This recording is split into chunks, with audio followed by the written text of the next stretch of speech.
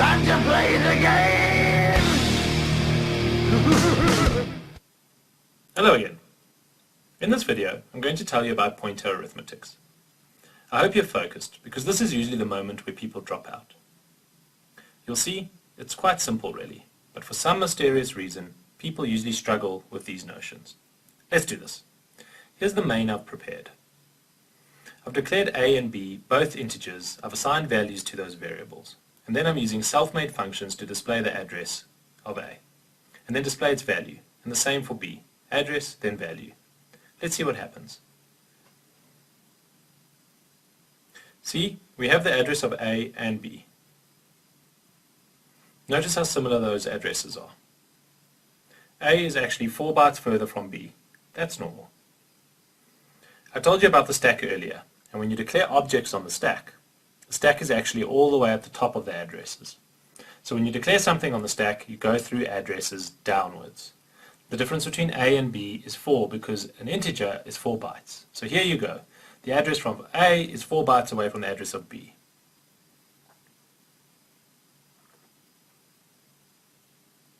Let's create a pointer star ptr.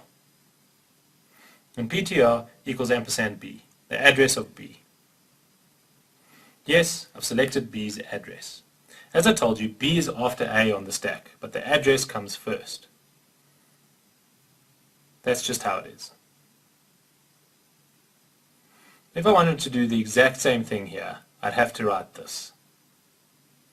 That used to be a's address, ampersand a, ptr being the address of b. You'd think we could write ptr plus 4 as b is 4 bytes away from a, but our compiler is smarter than that. It knows ptr is a pointer to an integer.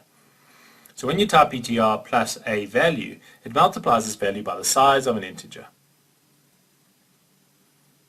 It's logical for you to move it integer by integer.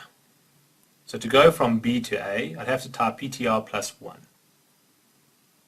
Now, here I use the display value of a. To display the value of the pointed object, we used an asterisk. So star ptr should display the value of b. But now I can do ptr plus 1.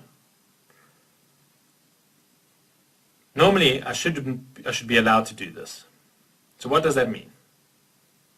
It means I'm taking the address contained within ptr, I'm going to do plus 1. The compiler knows it's a pointer to integer, so it's going to add 4 bytes. And this asterisk means check out what's at this new address. Logically, I should display the address of a and its value 3.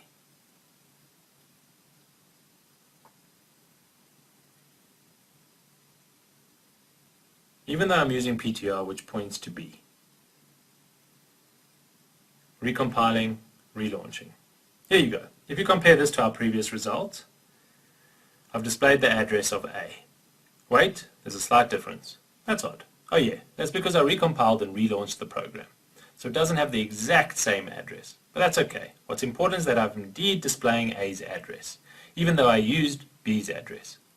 Because addresses can change every time you relaunch a program. But that's another story. Now that we've done this, I want to show you that it's different with characters. So imagine I change my integer here and replace it with a character. So char a, character b, and instead of ptr pointing to an integer, I'm going to make it point to a character. I need to change this because I can't use 3 anymore as it requires characters. So I'm going to use the ASCII character 3 for a just to mess with you. I'm going to use the ASCII character O for b. And here I'm going to replace ftr underscore put and br by ft underscore putchar because we'll be displaying characters. So here, normally you have an a with the ASCII 3, b with the ASCII value of O, ptr that points to b, ptr plus 1 which should be the address of b plus 1. Yes, a character is 1 byte. So when you move from character to character, we move byte by byte. Just to show you, I'm going to add extra lines. I'm taking the address of b, I'm going to display the address of b, and then I'll display the rest.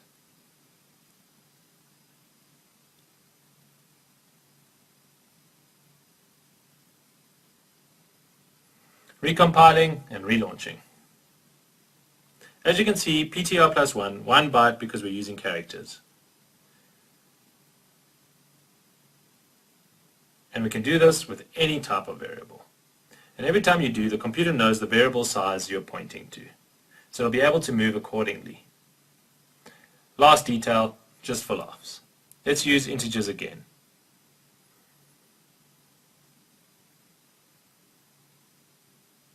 I'm going to change the value of A to 1, the value of B to 42. We'll keep that display as the address of B. And change PTR plus 1 into PTR plus A. You can call a pointer with an integer.